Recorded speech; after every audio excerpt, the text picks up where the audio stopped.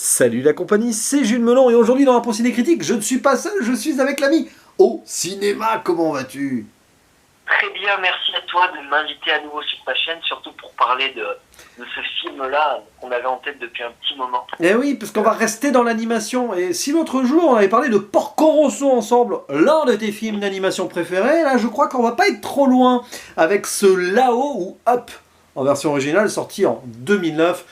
L'un des chefs-d'œuvre pour certains, pas pour tout le monde, des studios Pixar, voilà, réalisé par un duo, Bob Peterson, mais surtout Pete Docter, qui avait fait auparavant Monstres et compagnie, qui fera ensuite Vice Versa ou Soul, voilà, hein.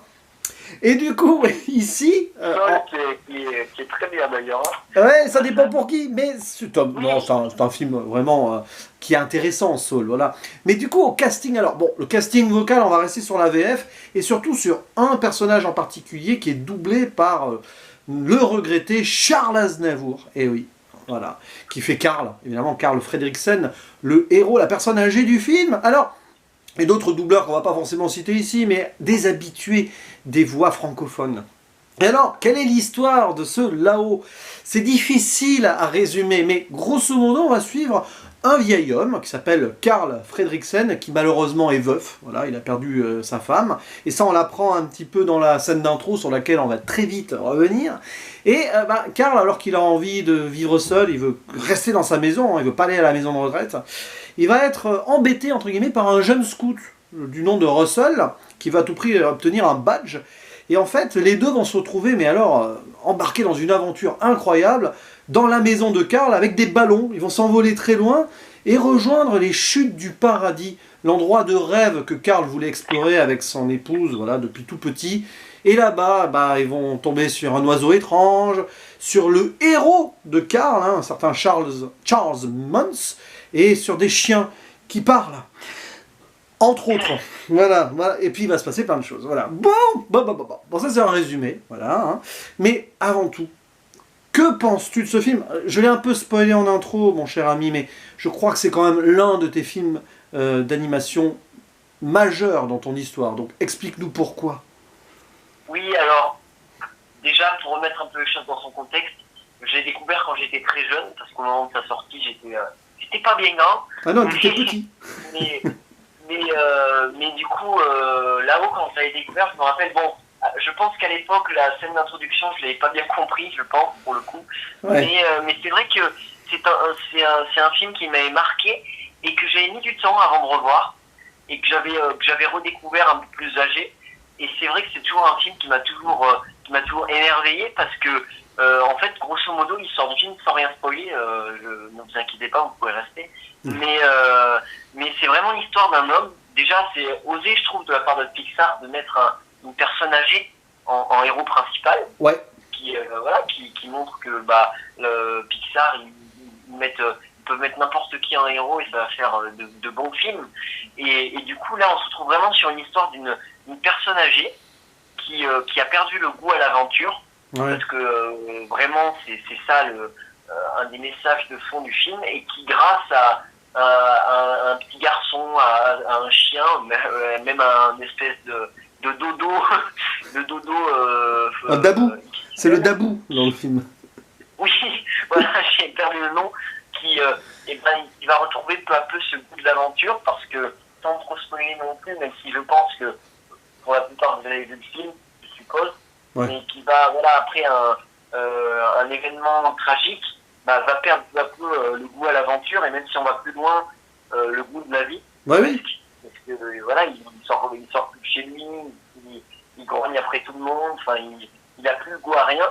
Et c'est vrai que du coup, c'est vraiment, je trouve, un vrai voyage initiatique, ce film, Ouais. qui pour les enfants va leur plaire, parce que du coup, les enfants, quand ils sont petits, vont voir le côté aventure, avec le chien qui part, avec Russell qui fait des blagues, avec le pépé un peu grincheux, avec ce monde coloré, Oui. l'aventure, avec la scène finale aussi, la scène de bataille finale. Et puis c'est vrai que les adultes vont voir les messages un peu plus profonds du film, et c'est ça aussi la magie Pixar. Et Oui. c'est pour ça que moi, c'est un des grands films d'animation, toutes catégories confondues, et sur toutes ces dernières années.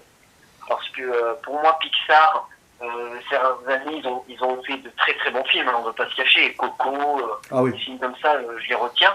Mais c'est vrai que c'est je pense, un de mes Pixar majeurs c'est peut-être même d'ailleurs, sans trop prendre de risques, mon Pixar préféré. Ah, je, ouais. je le dis ici.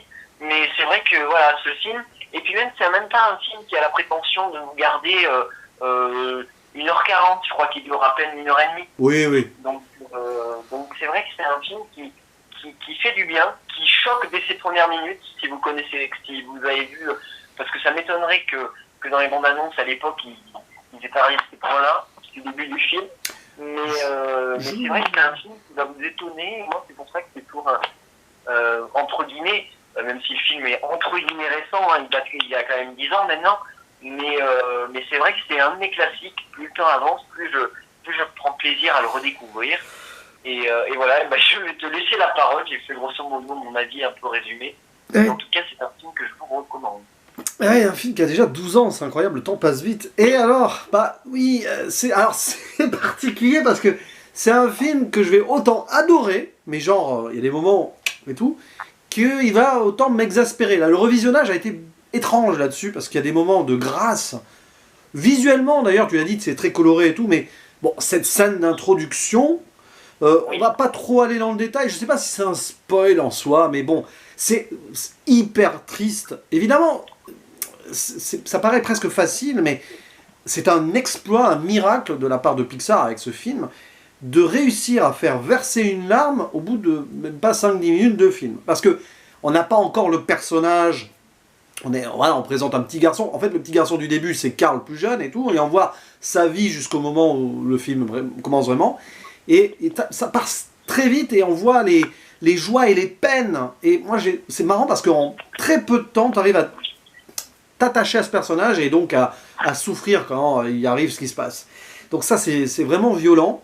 Et après, il y a toute cette reconstruction. C'est un film sur le deuil, hein, on va le dire clairement, frontalement, sur comment passer outre le deuil à travers l'aventure et à travers un rêve que notre héros n'a jamais pu réaliser. Voilà, c'est le regret de sa vie.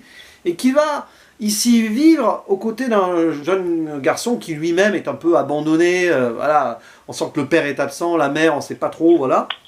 Et à partir d'un moment très précis, très tôt au début du film, le métrage part en forme de conte. On ne sait pas presque si c'est un rêve ou pas. Il y a eu des théories du rêve ou même une expérience post-mortem ou pré-mortem du personnage principal. On ne sait pas trop, mais parce que c'est complètement rocambolesque ce qui se passe. Le fait de s'envoler avec la maison et les ballons, déjà, bon, j'ai envie de dire, la physique, elle part en vrille, là. Mais après, voilà, on arrive très vite là où donc les portes du, enfin pas les portes du paradis, les chutes du paradis, et ça part en vrille. Et c'est là où il y a des moments où je me dis, ok, là le film est pour les enfants. Voilà, avec les chiens qui parlent, l'oiseau, Russell qui fait des blagues, là, il faut qu'il fasse caca dans un coin, hein, il faut qu'il rebouche le trou après. Bon, ça, c'est limite too much. Et intervient un autre personnage, on en parlera dans les spoilers, un autre humain. C'est hyper cliché et frontal quand même dans ce qu'il est vraiment. Et c'est là où pendant un moment le film me perd. Tout en voyant quand même ces moments de réflexion donc de Carl, notre héros, sur son passé. Et tu sens que c'est là quand même, hein, la limite entre le deuil et quand même aller de l'avant et continuer. Voilà. Et puis arrive tout le final, bon le final, combat et tout, mais après le final qui me touche beaucoup aussi. Et au final, on se retrouve avec un film qui est très touchant dans cette thématique, assez adulte et beaucoup de réflexion, osé de certaines manières aussi, avec une fin qui n'est pas si happy end que cela, même si elle l'est d'une manière ou d'une autre, il y a autre chose derrière. Mais on y reviendra à la zone spoiler. Et du coup, c'est un film que je trouve un petit peu schizophrène en fait, qui est très adulte, profond et en même temps très léger et enfantin. Et voilà, tu vois, c'est. Mais bon, j'ai quand même apprécié ce revisionnage, vraiment. Je comprends vraiment ce côté où, en fait, je pense surtout, pourquoi ils ont fait ça, c'est vraiment, ils seraient tombés, je pense qu'ils avaient vraiment continué dans ce côté de la film d'introduction, dans un film pour adultes, enfin, adolescents adultes, et je pense que c'est vraiment du coup pour désamorcer un peu tout ça. Moi, ça n'a jamais été un côté qui m'a dérangé plus que ça. Mais je comprends que voilà, plus on grandit, peut-être de regard peut-être un peu plus adulte, c'est vrai que peut-être cette partie centrale du métrage, peut-être un peu ce côté film d'aventure avec le retournement de situation qui est certes prévisible, mais moi j'arrive toujours quand même à trouver des... C'est vrai que même dans cette partie aventure, quand ils arrivent aux chutes du paradis, il y a quand même des moments de... On en parlera dans un spoiler, comme tu disais, des moments de grâce, des vrais beaux moments. Et c'est vrai que voilà, pour la scène d'introduction, je voulais en reparler un peu, c'est vrai que dans cette scène d'introduction, bon certes, c'est pas un spoil, hein, ne vous inquiétez pas, bon, j'ai pas l'impression que c'est un spoil, mais vraiment, vous savez que ça va traiter du deuil, mais ça traite de tellement d'autres choses en fait aussi. Il y a un autre moment aussi, un moment, tu sais, dans la scène d'introduction, dans les flashbacks, qui est déchirant, qui est vraiment déchirant, parce que c'est pas...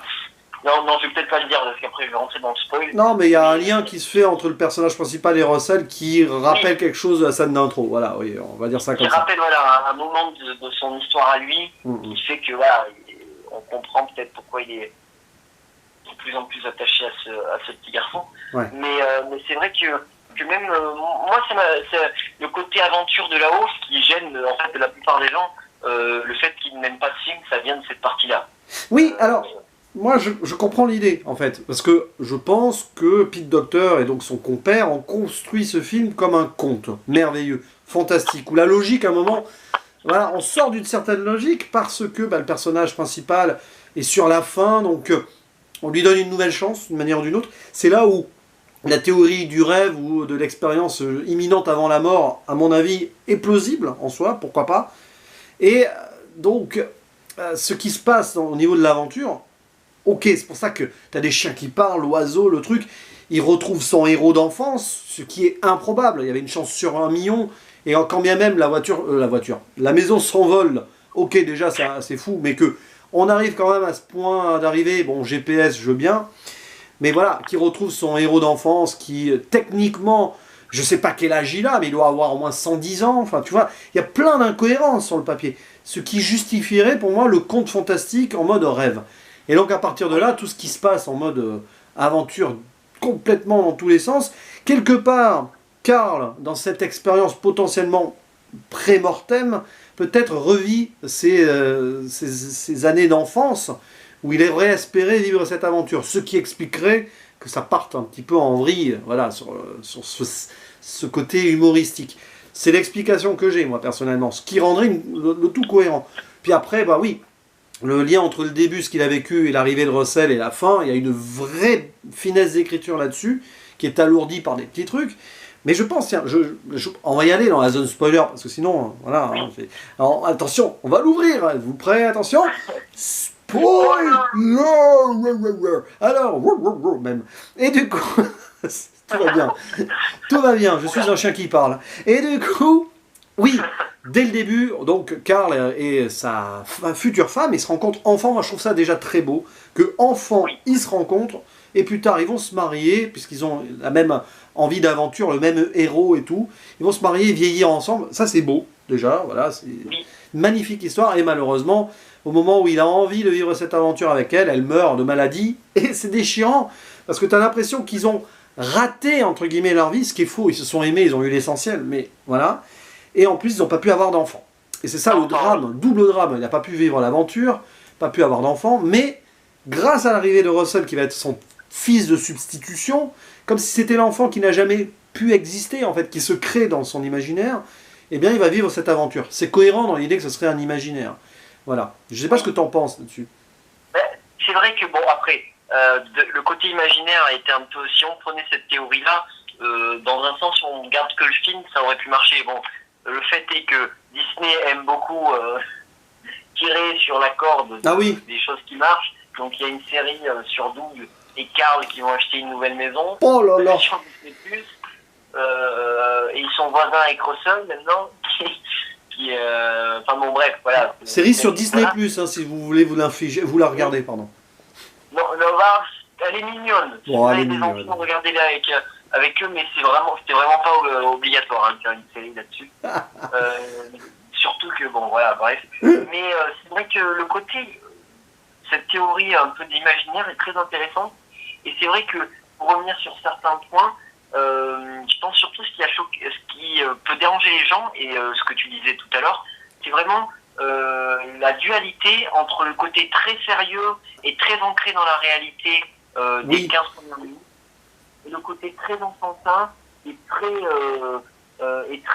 second degré, j'ai envie de dire presque, à certains moments, du reste du film. Oui, t'as même... C'est vrai que c'est vrai que, du coup, je pense le fait que d'un coup, ça change vraiment de ton, entre guillemets, peut-être que certains, ça les a un peu déstabilisés, peut-être que c'est ton cas, entre guillemets, hein, parce que le film, c'est quand même, et voilà, il va pas par quatre chemins, parce que déjà, ça avance très vite, le film, et dès que les 15 premières minutes sont passées, ça y va, ça s'arrête pas.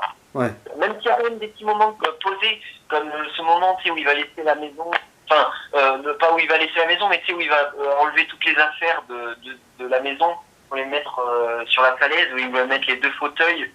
C'est une scène très belle d'ailleurs, avec le plan magnifique. Et du coup, bah voilà, ça c'est une scène qui est un peu plus en décalage avec tout ce côté aventure qui se passe. Parce que, spoiler, en fait, le héros d'enfance de Karl, bah, c'est le méchant. Oui, il y a ça aussi. Bon, c'est ça. Mais pour en revenir, justement, avant d'arriver à cette histoire de méchant, hein, tu disais très sérieux au début, je rajouterais même une réflexion sur la vieillesse. Le gars, il vit tout seul dans sa maison d'enfance, enfin, non pas d'enfance, mais de souvenirs avec sa femme, et tout est détruit et reconstruit autour de lui, il refuse le progrès. D'ailleurs, c'est aussi une thématique secondaire du film, son lien avec le progrès, alors que Russell, lui, il trouve tout avec le GPS, et après, il va trouver son héros d'enfance qui est devenu méchant, comme tu le dis, grâce au progrès. Voilà, attention, parce que c'est ça aussi. Donc il y a une réflexion, j'ai un peu l'impression que le film est un peu anti-progrès, d'ailleurs, d'une manière ou d'une autre. C'était mieux avant, je ne sais pas.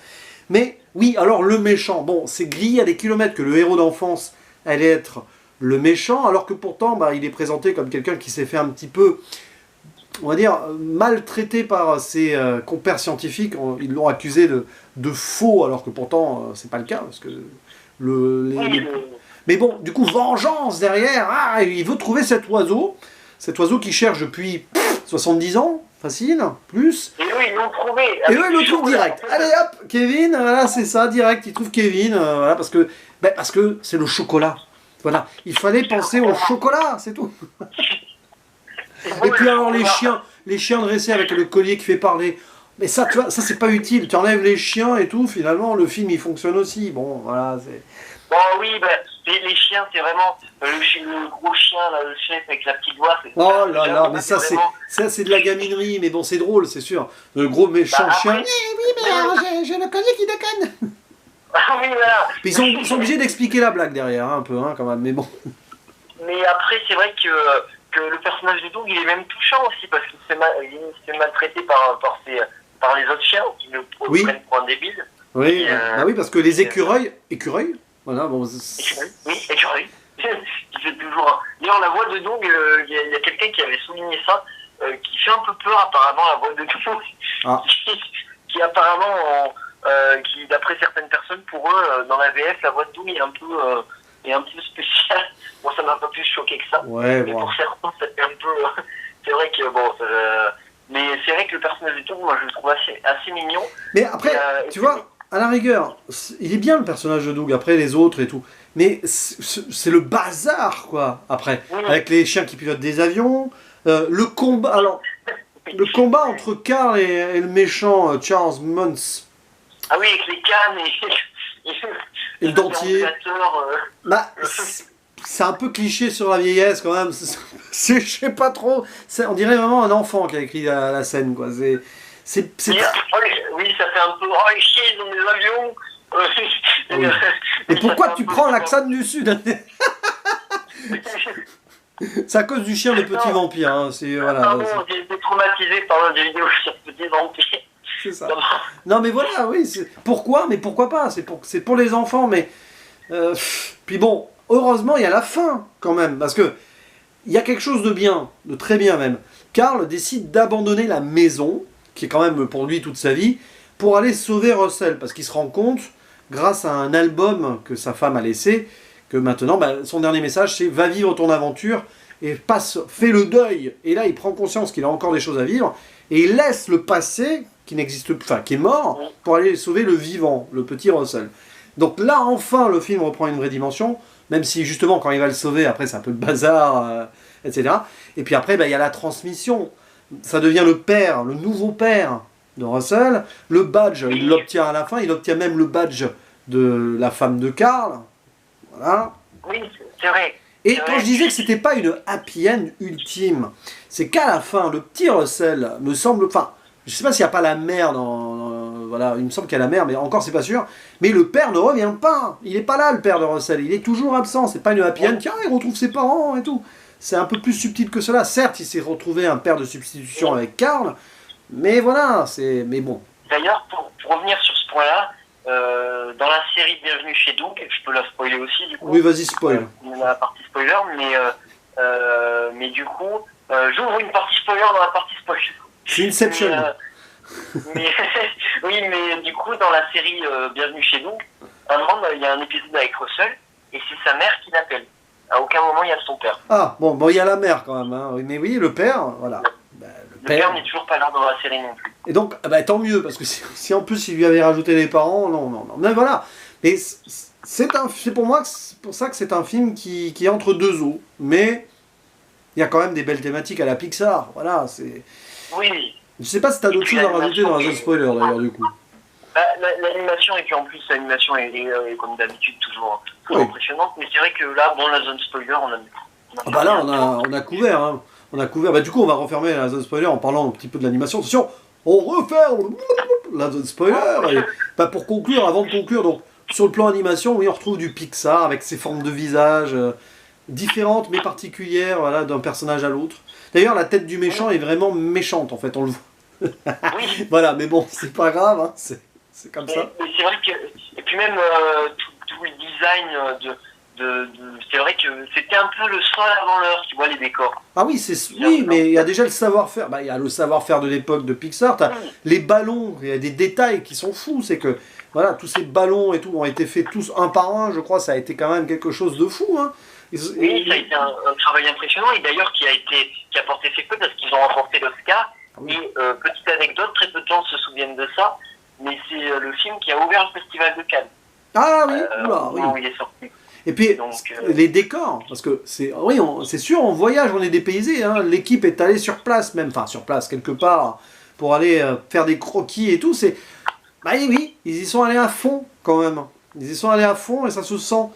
Après sur l'écriture, mais bon, je te laisse conclure. Vas-y, je te laisse conclure. Après, ça c'est des films. De toute façon, Pixar, c'est un truc qu'on ne pourra jamais leur enlever. Ah oui. C'est que c'est des bosseurs, Ah et oui. que ça soit Oui. sur des films mineurs comme Luca. Oui, Récemment, je sais que des gens ont eu du mal avec, mais j'avais vu des reportages, ils sont allés en Italie, Oui. ils ont fait beaucoup de travail dessus. Et c'est vrai que ça, c'est quelque chose qu'on pourra jamais leur enlever, que ça soit sur des films très bons comme Là-haut, comme on vient de le dire, ou sur des films pas très bons comme Cars 2, mais Ouais. en tout cas, pour moi, voilà, Là-haut, ça reste un de mes monuments entre guillemets de Pixar.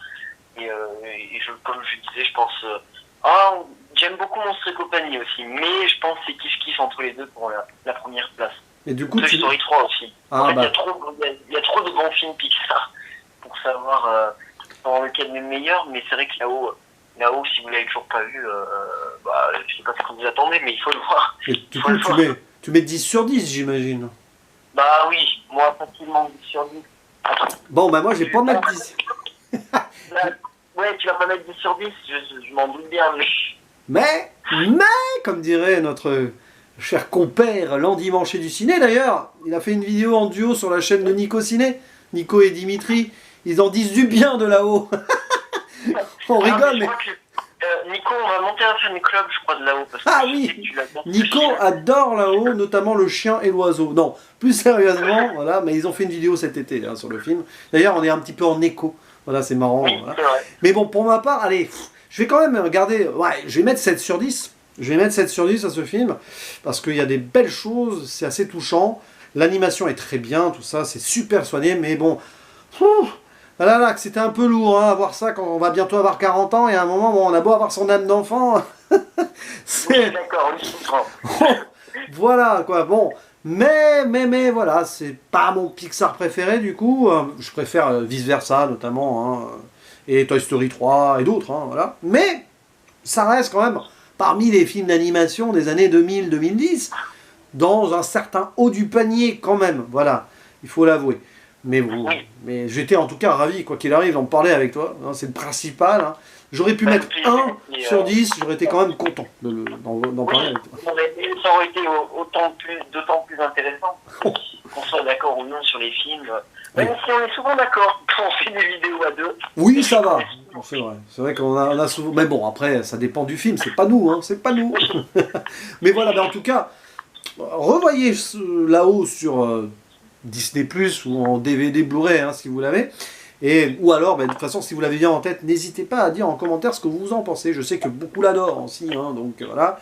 Et d'autres sont plus mitigés, d'autres n'aiment pas. Mais c'est ça la vie, c'est ça le cinéma. En tout cas, merci beaucoup Axel. Oh, j'ai révélé ton prénom. Bon, c'est pas grave. De toute façon, ce n'est plus... Voilà. Mais non, mais ce n'est plus un secret depuis que tu l'as révélé dans un chat sur un live, je te rappelle.